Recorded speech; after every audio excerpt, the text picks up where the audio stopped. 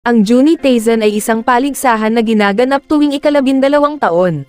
Sa isang abandonadong lungsod ang bawat kalahok ay mga bihasang mandirigma na mayroong iba't ibang katangian ng 12 hayop na makikita sa Chinese zodiac sign. Naglalaban sila para sa kanilang buhay. Isang nakakamatay na laro na ang kapalit ay isang gantimpala. Ang Juni Taisen ay isang organisasyon na nagdepopulate ng mga tao sa lungsod upang ihanda ito sa larangan ng digmaan. Ang 12 kalahok ay nagtipon sa isang gusali ngunit isa sa kanila ay napatay na. Ito ay si Otado Tatsumi na kambal na kapatid na si Ani. Ang Tatsumi ay kalahok rin ng Juni Taisen. Maya-maya nagpakita ang referee, upang ipaliwanag ang mga mechanics ng mismong laro, at hiniling niya sa lahat ng lumahok na kumain ng tig-iisang maitim na hiyas na nakahanda sa mesa. Ang hiyas ay lason na kung sino man ang kakain nito ay mamamatay. At dapat ang mga hiyas na to ay makolekta lahat sa kung sino man ang maiiwang buhay sa mismong paligsahan at siya ay tatanghaling panalo. Ang anak na babae ng huling kampyon ay sumali din sa kompetisyon. Ito'y nagngangalang Naunashishi, siya ay isang mandirigma na may zodiac sign na baboy ramo. Siya ay nagsikap para masungkit ang kampyonato. Ang nakakabatang kapatid niya na si Kyoko ay napili rin para makilahok. Ngunit inanunsyo niya na ayaw niyang tanggapin ito. Hinimok niya ang kanyang nakakabatang kapatid na pumatay. At doon ay unti-unting ginagawa ni Kyoko ang pagpatay. Pinatay niya ang kanyang class fellows, mga kasambahay hanggang sa kinitil nito ang sariling buhay. Si Unggoy Charo ay nagsalita at ipinaabot sa lahat ng manlalaro, na magkaisa sa planong bubuhayin ulit ang mga mandirigmang natalo sa kompetisyon. Nagpakita rin naman ng interes ang mga kalahok ngunit biglang gumuho ang sahig at nahulog ang lahat. Sa pag-uumpisa nagharap agad sila Nashishi laban kay Usagi, ang mandirigmang may zodiac sign na kuneho. Habang siya ay nagpaplanong umatake bigla-bigla na lang may humawak sa kanya at nagawa siyang matusok ni Usagi. Ang patay na katawang humawak ay walang iba kundi si Otado, ang unang namatay na kalahok. Siya ay nasa ilalim ng kontrol ni Usagi. Ilang minutong pagkatulala ni Naunashishi, nasabi niya na baliwala ang lahat ng kanyang pagsisikap at naging walang kabuluhan ang mga ito. Ilang mandirigma rin naman ang kanya-kanyang tago at diskarte upang malamangan ang bawat isa. Ang babaeng ito na may pangalang Sharyo, di man siya gaanong katakot-takot ngunit may kahangahangang abilidad. Ang kanyang intensyon sa pagpasok sa kompetisyon ay upang tapusin ang digmaan. Ito'y bilang isa sa kanyang layunin ng pandaigdigang kapayapaan. Ang mga kalahok ay nagtataglay din ng mga kapaki-pakinabang na kapangyarihan. Si Datsuko ang mandirigma na may zodiac sign na aso. Napagtanto niya na ang hiyas ay makamandag. Sa makatuwid naghanda siya ng isang lunas at ininom ito bago pa niya lunukin ang hiyas. Ngayon ay naghihintay na lang siya na mamatay ang iba pang kalahok bago lumabas. Sa pagtatago niyang ito ay may kalahok na nakakita na sa kanya.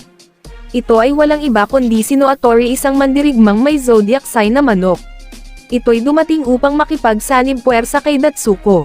Alam ni Datsuko na hindi malakas ang babaeng ito pero may nakakaibang abilidad na kayang makipag-usap sa mga ibon. Ito'y nagagamit niya bilang mga CCTV niya laban sa iba pang mga kalahok. Tinanggap ni Datsuko ang alok ni Atori sa pamamagitan ng pagkamay nito. Ngunit bigla niya itong kinagat upang mawalan ito ng lakas.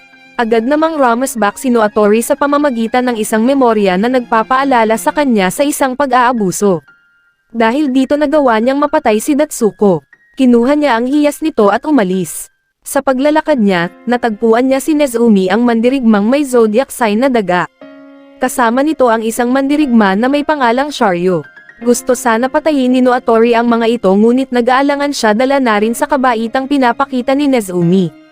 Dahil dito mas pinili na lang niyang umalis. Sa kanyang pag-alis nakaharap niya ang isang mandirigmang nagngangalang Ushi. Ang mandirigmang ito ay may zodiac sign na ox na kinilala bilang isang napakalakas na kalahok. Natalo na nito ang mandirigmang may zodiac sign na horse na nagngangalang Yuma Luitori. Nag-isip agad ng paraan si Noatori para makatakas. Ngunit bago pa niya magawa ito sa isang kisap mata ay napatay siya ni Ushi. Samantala si Sharyo at Nezumi naman ay ligtas na nakatago sa drainage. Ang buhay ni Sharyo ay inilaan niya sa pagsasanay sa mga bundok sa ilalim ng pangangalaga ng 3 unggoy na kilalang mga master. Pagkatapos niyang makuha at ma-master ang teknik ng pagmamanipula, nagpa siya si Sharyo na gamitin ang kanyang kapangyarihan. upang magdala ng kapayapaan sa mundo. Nagtagumpay siya sa hadikaing tulungan ang mga bansang nagkaroon ng mga alitan at pinagkasundo niya ang mga ito, pero di talaga maiiwasang magkaroon ulit ng bagong bangayan na naging simula ulit ng digmaan. Maraming bilang ng mga taong naligtas niya, at mas mababa naman ang bilang ng mga taong nasawi. Sa kasamaang palad, sila ay natagpuan ni Usagi kasama ang kanyang alagad na zombie. Pero sinubukan nila itong kumbansihin na makipagtulungan sa kanila. Dahil sa simula pa man nagpakita na ng interes si Usagi. Ang laro na ito pala ay kontrolado ng mga makapangyarihang tao. Bawat isa sa kanila ay mayroong pambato sa paligsahan. Samantala si Usagi naman ay hindi nila nakumbinsi kaya inatake sila nito. Ang atake na yon ay nagawang mapigilan ni Shiryu.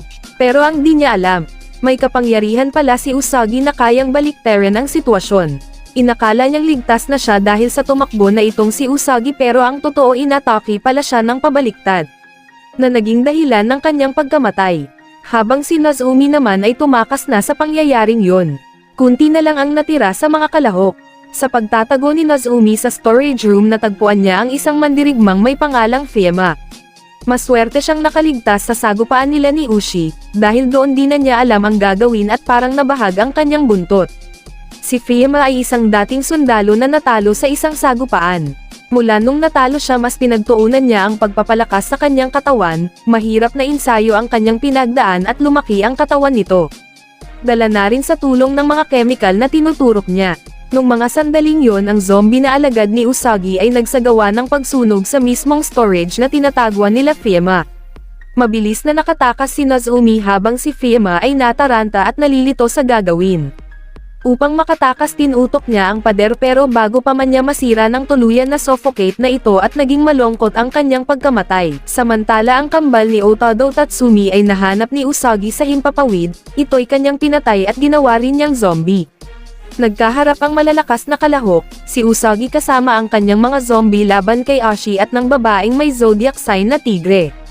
Si Ashi at ang babaeng ito ay matagal nang magkakilala. Hinahangaan ng babaeng ito ang abilidad na meron si Ashi. Kaya nagporsigi siyang mag-ensayo para darating ang panahon na magiging malakas rin siya gaya ng kanyang iniidolo. Sa puntong yun nagtulungan sila para matalo ang grupo ni Usagi. Nakita nila ang isang zombie na may dalang hydrogen sa likod nito. Kaya inatake niya ito at nabasag ang tangki na naging dahilan upang maging isang yelo ang kalaban. Tanging si Usagi na lang ang natira kaya naging 2 versus 1 ang mangyayari. Sa at aking ginawa ng bawat panig. Doon na rin natapos ang pamamayagpag ni Usagi. Napaslang nila ito at nagawa pang magkalasog-lasog ang katawan. Matapos nilang mapatay si Usagi, oras na rin para sila na naman ang magkaharap sa isang duelo. May mga nakaraan man sila pero wala silang magagawa kundi sundin ang rules ng mismong laro. Kinakailangan na isa lang sa kanila ang maiiwan at tatanghaling panalo sa kompetisyon na iyon. Pero bago pa man sila magsagupaan isang kamay ni Usagi na may dalang espada ang bigla na lang umatake. Sa puntong yun sinalba ng babae si Ashi sa ataking iyon at ito ang dahilan ng kanyang pagkamatay. Para sa kanya nabayaran na niya ang kabaitang ginawa ni Ashi nung mga panahong iniligtas siya nito. Dali-dali namang inilayo ni Ashi ang babae pero humiling ang babae na tuluyan na siyang patayin dahil sa ayaw nitong maging alagad ni Usagi at gawing zombie. Gayunpaman sa pag-aakalang patay na si Usagi, muli na naman itong umatake pero ang nakakagulat iba-iba na ang parte ng katawan nito. May mga kasama rin siyang kontrolado pa rin niya at isa na dito ang babaeng napatay ni Ashi. Pinigilan siya nito at sa puntong yun walang magawa si Ashi. Sakto namang nakita sila ni Nazumi at ito'y may daladalang isang bomba. Hiniling ni Ashi na tulungan siya. Sa di katagalan tinanggap na lang ni Ashi ang kapalaran niya para matapos na ang lahat. Pumayag na lang itong makasama sa pagsabog para na rin matigil na ang kademonyohan ni Usagi. Malaking pagsabog ang naganap at tanging si Nazumi na lang ang natira. Nakolekta niya ang 12 na hiyas at itinanghal na panalo sa paligsahang iyon.